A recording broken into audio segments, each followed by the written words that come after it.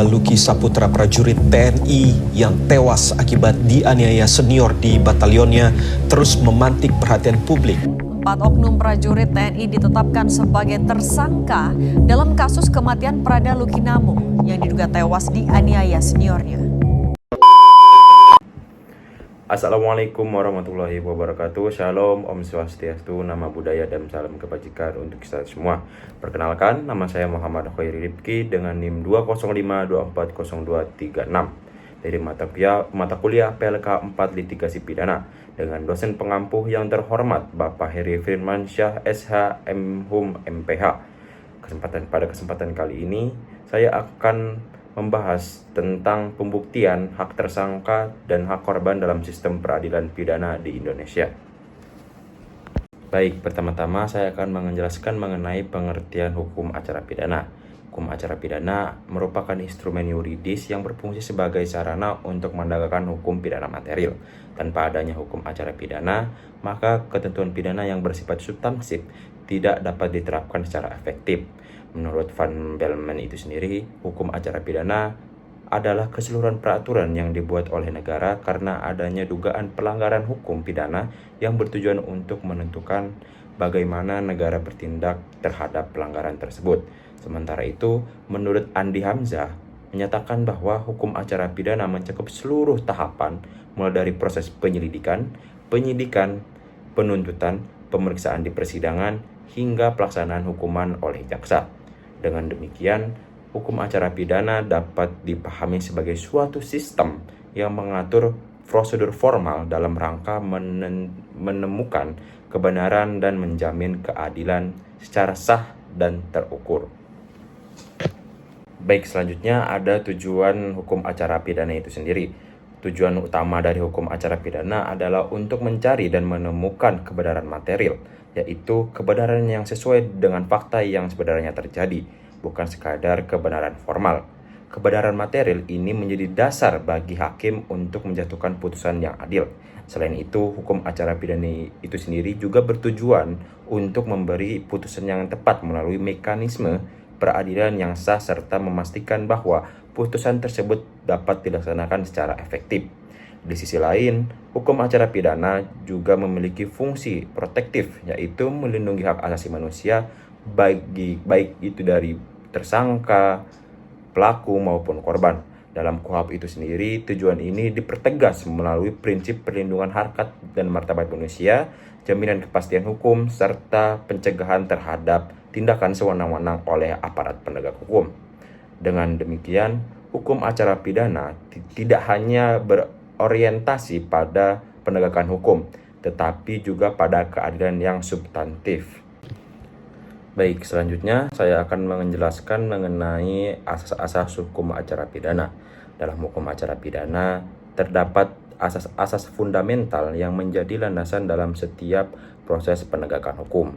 Salah satu asas yang paling penting adalah asas praduga tak bersalah, yang menegaskan bahwa setiap orang harus dianggap tidak bersalah sebelum adanya putusan pengadilan yang berkekuatan hukum tetap. Asas ini merupakan bentuk perlindungan terhadap hak asasi manusia agar tidak terjadi kriminalisasi yang tidak berdasar. Selain itu, terdapat juga asas kesetaraan di hadapan hukum, yang berarti setiap individu memiliki kedudukan yang sama di hadapan hukum, tanpa memandang status sosial, ekonomi, maupun latar belakang lainnya. Selanjutnya dikenal pula dengan konsep kesalahan hukum dan kesalahan faktual, yang menunjukkan adanya perbedaan antara kesalahan secara fakta dan kesalahan yang diakui secara hukum. Konsep ini penting untuk dipahami agar tidak terjadi kesalahan dalam menilai seseorang hanya berdasarkan persepsi tanpa pembuktian yang sah. Sistem peradilan pidana. Sistem peradilan pidana itu sendiri merupakan suatu kesatuan sistem yang terdiri dari berbagai subsistem yang saling berkaitan dan bekerja secara terpadu.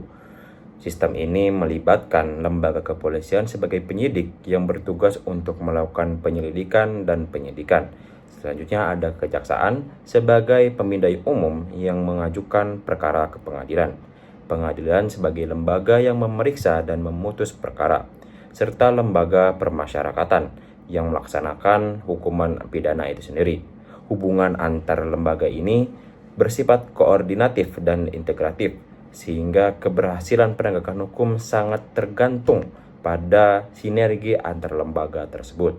Tujuan utama dari sistem pidana adalah untuk menegakkan hukum secara adil, menjaga masyarakat, serta memberikan kepastian hukum bagi semua pihak. Selain itu, sistem ini juga harus mampu menyeimbangkan antara kepentingan negara, masyarakat, dan individu. Selanjutnya ada tujuan dari KUHP itu sendiri. KUHP sebagai hukum acara pidana di Indonesia memiliki peran yang sangat penting dalam menjamin terselenggaranya proses peradilan yang adil. KUHP memiliki beberapa tujuan utama, di antaranya adalah memberikan perlindungan terhadap harkat dan martabat manusia, khususnya bagi tersangka dan penjahat yang rentan mengalami pelanggaran hak. Selain itu, KUHP juga bertujuan untuk melindungi kepentingan hukum dan pemerintahan, serta mewujudkan kodifikasi dan unifikasi hukum acara pidana agar tercipta keseragaman dalam penerapannya. KUHP juga berupaya mencapai kesatuan sikap dan tindakan aparat penegak hukum, sehingga tidak terjadi perbedaan penafsiran yang dapat merugikan pihak tertentu. Pada akhirnya, KUHP bertujuan untuk mewujudkan sistem pidana yang sesuai dengan nilai-nilai Pancasila dan Undang-Undang Dasar 1945. Ilmu pembantu hukum acara pidana. Dalam praktiknya, hukum acara pidana tidak dapat berdiri sendiri, melainkan didukung oleh berbagai ilmu pembantu yang berfungsi untuk memperkuat proses pembuktian dan analisis perkara. Ilmu-ilmu tersebut diantaranya ada kriminalistik yang berfokus pada teknik penyidikan dan pengumpulan bukti. Ada juga kriminologi yang mempelajari sebab-sebab terjadinya kejahatan, serta psikologi dan psikiatri yang membantu memahami kondisi kejiwaan pelaku maupun korban. Selain itu juga ada logika yang berperan penting dalam menilai konsistensi keterangan dan bukti, sedangkan viktimologi berfokus pada perlindungan dan pemahaman terhadap korban. Dengan adanya ilmu-ilmu pembantu tersebut, proses penegakan hukum dapat dilakukan secara lebih ilmiah, objektif, dan juga komprehensif. Tujuan hukum acara pidana khususnya terkait kemungkinan atau alasan diberhentikannya penyidikan. Hukum acara pidana pada dasarnya bertujuan untuk menegakkan hak hukum secara adil, mencari kebenaran material, serta memberikan perlindungan terhadap hak asasi manusia, baik untuk korban maupun tersangka. Dalam praktiknya, tidak semua proses penyidikan dapat dilanjutkan hingga proses penuntutan atau persidangan, karena terdapat kondisi-kondisi tertentu yang menjadi dasar penghentian penyidikan. Salah satu alasan utama penghentian penyidikan adalah tidak terdapat cukup bukti yang memadai. Artinya, penyidik tidak menemukan alat bukti yang cukup untuk membuktikan bahwa telah terjadi tindak pidana atau untuk menetapkan seseorang sebagai tersangka. Selain itu, penyidikan juga dapat dihentikan apabila peristiwa yang dilaporkan ternyata bukan merupakan tindak pidana, melainkan hanya permasalahan perdata atau kejadian yang tidak memenuhi unsur-unsur pidana. Alasan lainnya adalah penghentian demi hukum, yaitu keadaan di mana proses hukum tidak dapat dilanjutkan karena faktor-faktor tertentu yang telah ditentukan oleh undang-undang. Contohnya seperti tersangka meninggal dunia, perkara telah kadaluarsa, atau adanya asas nebis in idem, atau perkara yang sama telah diputus sebelumnya. Terakhir, penghentian penyidikan ditetapkan oleh penyidik melalui mekanisme resmi, yang biasanya dituangkan dalam surat perintah penghentian penyidikan atau SP3. Dengan demikian, penghentian penyidikan merupakan bagian penting dalam sistem hukum acara pidana untuk menjamin bahwa proses penegakan hukum berjalan secara objektif, adil, dan tidak dipaksakan tanpa dasarnya hukum yang kuat. Selanjutnya ada tujuan dari KUHP. Secara lebih sistematis, tujuan KUHP dapat dirumuskan sebagai upaya untuk menentukan kebenaran material, menegakkan hukum secara jujur dan tepat, serta melindungi hak asasi manusia. Selain itu, KUHP juga bertujuan untuk mewujudkan masyarakat yang tertib dan aman melalui penegakan hukum yang konsisten.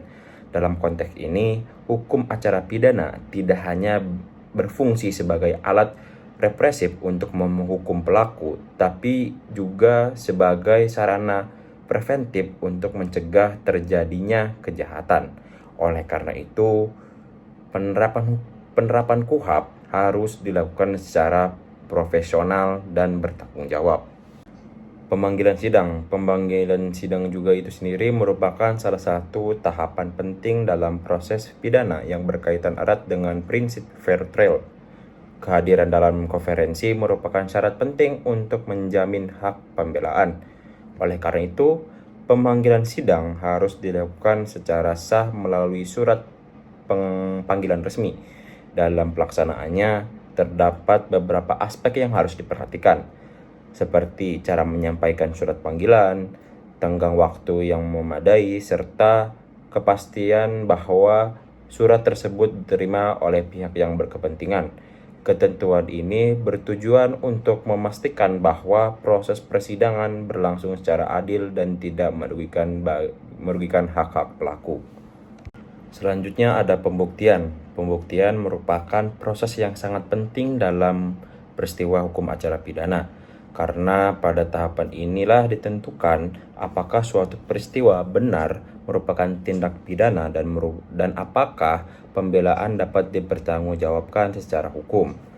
Pembuktian dapat dipahami sebagai proses penggunaan nalar dan akal sehat terhadap seluruh fakta dan keterangan yang disampaikan dalam konferensi untuk memperoleh keyakinan mengenai kebenaran suatu peristiwa. Dengan demikian, pembuktian tidak hanya bersifat formal tetapi juga melibatkan penilaian rasional yang mendalam. Untuk memperjelas penerapan konsep yang saya jelaskan tadi, di sini saya membahas putusan Pengadilan Militer nomor 41/K/PM-3 Romawi strip 15/AD/5 Romawi/2025 tentang meninggalnya Prada Lukinamo, yang merupakan salah satu perkara yang memiliki signifikansi penting dalam kajian hukum pidana di Indonesia, khususnya dalam melihat interaksi antara hukum pidana material, hukum acara pidana, serta karakteristik khusus dalam lingkungan peradilan militer.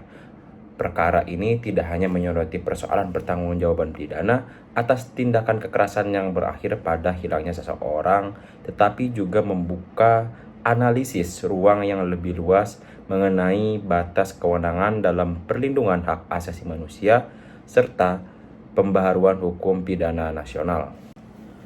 Berdasarkan fakta-fakta yang diungkap dalam persidangan, korban Prada Lukinamo mengalami serangkaian tindakan kekerasan fisik yang dilakukan secara berulang oleh sejumlah anggota TNI yang memiliki posisi sebagai atasan atau senior korban dalam struktur kedinasan. Tindakan tersebut pada awalnya dianggap sebagai bagian dari proses pembinaan, suatu konsep yang dalam praktik militer seringkali digunakan untuk menegakkan disiplin. Namun dengan demikian, dalam perkara ini, tindakan tersebut telah melampaui batas kewajaran dan berubah menjadi bentuk rencana sistematis yang tidak hanya melanggar norma disiplin militer, tetapi juga norma hukum pidana yang berlaku secara umum. Berdasarkan hasil visum et repertum yang dikirimkan dalam persidangan menunjukkan bahwa adanya luka-luka serius pada tubuh korban, khususnya pada organ vital, yang secara langsung berkontribusi terhadap kematian korban. Dalam kerangka hukum pidana, perbuatan para pelaku kejahatan secara jelas memenuhi unsur pelanggaran kejahatan yang mengakibatkan kematian sebagaimana diatur dalam pasal 351 ayat 3 KUHP. Selain itu, karena perbuatan tersebut dilakukan secara bersama-sama, maka juga relevan untuk dikaitkan dengan konsep penyertaan sebagaimana diatur dalam pasal 55 KUHP. Dalam konteks ini, setiap pelaku tidak dapat melepaskan diri dari pertanggungjawaban pidana hanya dengan alasan bahwa perbuatannya merupakan bagian dari tindakan kolektif, karena hukum pidana tetap menuntut adanya pertanggungjawaban individu atas setiap perbuatan yang dilakukan. Lebih lanjut, unsur kesengajaan dalam kasus ini tidak hanya dipahami karena adanya niat eksplisit untuk membunuh, melainkan cukup adanya kesadaran dan pengetahuan bahwa tindakan kekerasan yang dilakukan secara berulang dan intensif terhadap tubuh korban berpotensi menimbulkan akibat yang fatal. Dengan demikian, konstruksi kesengajaan dalam perkara ini lebih tepat dipahami dalam kerangka dolus eventualis, di mana pelaku menyadari kemungkinan timbulnya akibat namun tetap melanjutkan perbuatannya. Dari sudut pandang hukum acara pidana sendiri, perkara ini juga menunjukkan bagaimana mekanisme pembuktian memainkan peran yang sangat sentral dalam menentukan kebenaran material. Pembuktian dalam perkara ini didasarkan pada berbagai alat bukti yang sah sebagaimana diatur dalam pasal 184 KUHP, yaitu keterangan saksi, keterangan ahli dalam hal ini hasil visum et repertum, serta petunjuk yang diperoleh dari persesuaian antara satu fakta dengan fakta lainnya. Keterangan saksi memberikan gambaran kronologis mengenai peristiwa kekerasan yang terjadi, sementara visum et repertum memberikan legitimasi ilmiah terhadap sebab kematian korban. Dengan terpenuhinya minimal 2 alat bukti yang sah serta keyakinan hakim sebagaimana disyaratkan pada pasal 83 KUHP, maka keputusan pemidanaan terhadap para pelaku memiliki dasar yuridis yang kuat.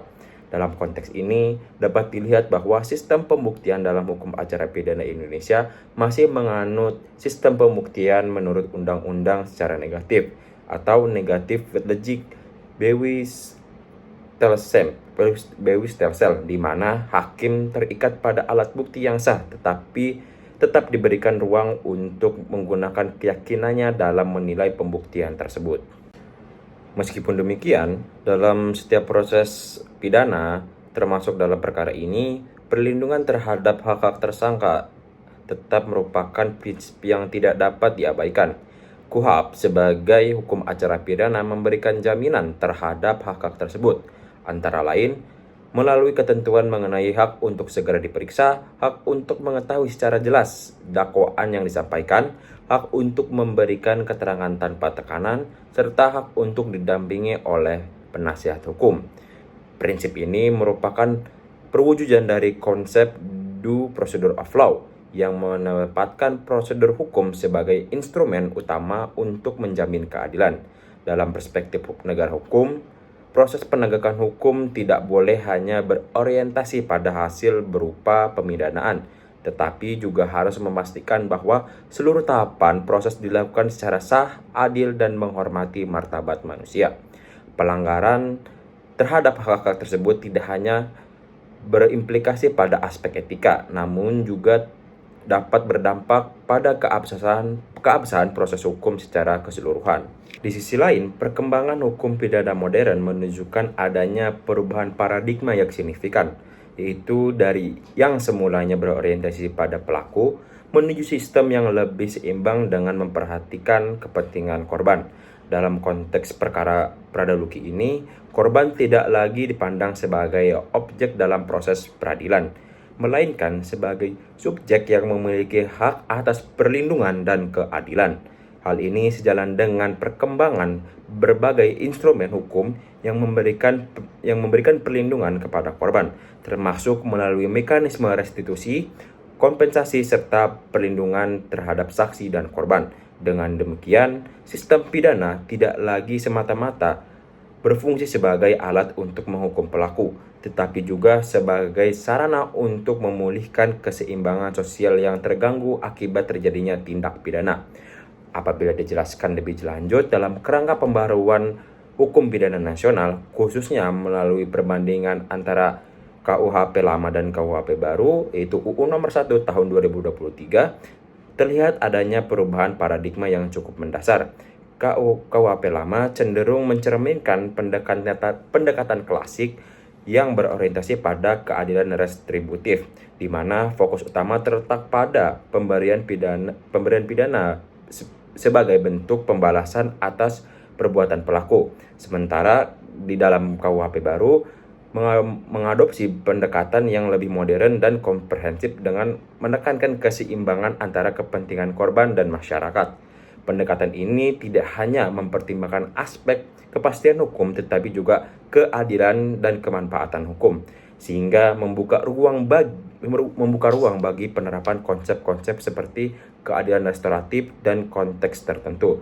Meskipun rumusan delik pembunuhan atau pembongkaran tidak mengalami perubahan yang signifikan, namun perubahan paradigma ini memberikan warna baru dalam cara hukum pidana dipahami dan diterapkan. Di dalam KUHP baru yaitu UU nomor 20 tahun 2025 yang membawa perubahan mendasar dalam sistem pidana Indonesia.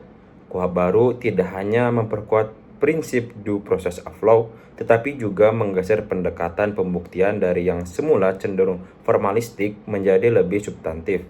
Dalam pendekatan baru ini, pembuktian tidak hanya diukur dari terpenuhinya jumlah alat bukti, tetapi juga kualitas proses perolehan dan penggunaan alat bukti tersebut. Artinya, alat bukti yang diperoleh melalui cara-cara yang melanggar hukum atau hak asasi manusia tidak dapat digunakan sebagai dasar pemidanaan.